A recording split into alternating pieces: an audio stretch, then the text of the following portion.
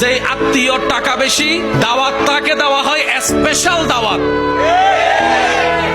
আর যতই কাছের রক্তের হোক না কেন, যদি টাকাওয়ালা না হয়, দাওয়াতও তেমন ভালো করে পাই না, মেহমানদারিও তেমন ভালো করে পাই না, খাবার খেয়েছি কি খাই নাই সেইটাও জিজ্ঞেস করার কেউ থাকে না। সম্পদ যদি একটু ভালো থাকে, বারবার এসে জিজ্ঞেস করবে, পায়েস খাবেন, একটু চা খাবেন, একটু চিনি কম দিয়ে চা এনে দিই, না ভাই আমার আর পেটে না না একটু খান না, একটু বসেন না, ও রুমটার মধ্যে না একদম এসি আছে, আপনি ওখানে গিয়ে আরাম করুন। ওই দূরের আত্মীয়টা।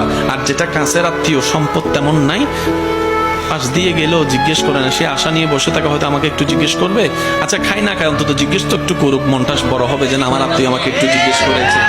এই আশাটাও আশার মধ্যে থেকে যায়, স্বপ্নটা স্বপ্নের মধ্যে থেকে যায়, কল্পনাটা আর বাস্তবে রূপ নেয় না, কারণ আমরা এখনো পাক্কা মুসলমান হতে পারি।